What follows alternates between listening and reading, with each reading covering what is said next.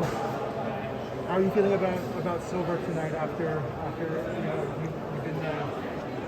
you've been the best last year?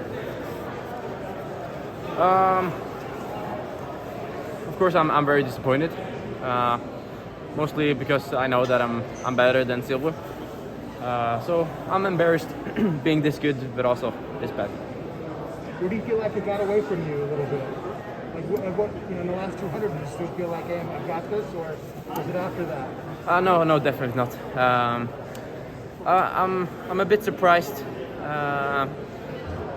I'm mostly disappointed with what happened after I got to the front, because then I realized we'd gone through pretty fast the first 700. So I just tried to keep it an honest pace from at that point in the next lap, and I figured no one's probably gonna try to fight me at this pace, because then they would have to have a lot of energy left at that point. But that's what happened. I should have gone a little bit faster, because then I wouldn't have any attacking me on the outside. Used too much energy on that, so I let Whiteman pass and just kept his back towards the finish line. How much did you feel like you had left in the last 100 chasing after him? No, I didn't have. I mean, I couldn't run past him at that point, but I still ran fast. So of course I know that my fitness is as good as it has ever been. So if it was a time trial today, I think I could have run really, really fast. But because of the decisions I made and the attacks that caught me a little bit by surprise around 800, spent too much energy fighting for my position at that point. And of course he had a great race and did not spend the energy the way I did.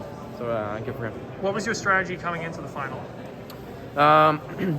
My strategy was just to try to, because I know that I probably was the fastest today, so I could have won with not having to, spend that much energy in the middle of the race.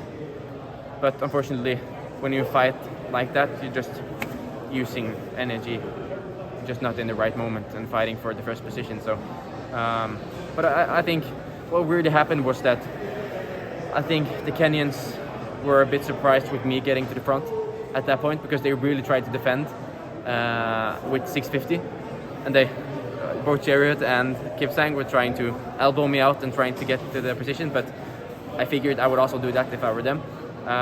So I think that caught them by surprise, and that's why he just almost got a blackout and just tried to get at me the whole way. So he definitely ruined his race because of that. But I think if I'd just gone a little bit faster from that point, he wouldn't have had that much energy to put into the attacks. Did you consider just letting them continue to lead though, because it was a pretty fast pace? Did you consider going to the lead later? No, because it's just I should have won either way. It's like, but I mean, with me, I know what he would have done if he had got my position at 800 or 1,000 or wherever he tried to get it. He would just slowed it down, because he probably didn't have the fitness to go 3:28 or 27. Whiteman, you mean?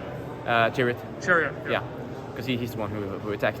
Yeah. And Chariot just Whiteman just felt fresh last 300, and of course he's gonna have the first position, because at that pace, at that speed, at that point, nobody's passing anyone. We're just. A lot of the British focus was on Josh Kerr. Did it surprise you that Jakob Whiteman was the guy who was leading coming into the home straight? No. You've raced him a lot over the years. Yes, but I think what you see with Jake is when he's feeling good, he's very consistent. I think he's a more mature runner on the British team. Of course, with him performing this well this year, it's happy to see. He's a great guy, and a lot of respect for him. But mostly disappointed with me not feeling like I did my best. Do you think this race exposed any weaknesses for you, or it was just a matter of you made the wrong decisions and went expending your energy? No, I think I could have done better in many different scenarios. Because when I already spent a little bit energy fighting Chariot, I figured he would stop, but he didn't. So at that point, it's just keep going, keep fighting, and I don't know how many times he tried to get it, but probably 3 times. So when I did the first time and the second time, I figured now we're definitely not going to ruin his race a third time. But he did. Yeah. Do you think you need a fast race to win though? Like, do you think if this was a 3:34, 3:35 race, you'd be equally confident of your ability to win, No, but I think it's just easier. given your strengths as a runner? Yeah. But or not given my strength, but given people's weaknesses. Gotcha. I think it's. I won the Europeans in 3:38, and I'm obviously a better runner now. But it's just why make it harder than it has to be. But at the same time, disappointed in everything that I did today. Do you say anything to Jake after the race? Congratulations. He should be proud of what he did. He deserves it. He's putting in a lot of work, and he's obviously run fast in the past, so good for him. But he also realizes that I didn't reach my potential today. So, but that's what it's all about. It's all about trying to do your best, but sometimes some people don't. Some people get a good race, all based on their decisions during the race. But so of course, with me blaming everything on myself, I'm not proud of what I've done today, and should have done better. Appreciate it, Jakob.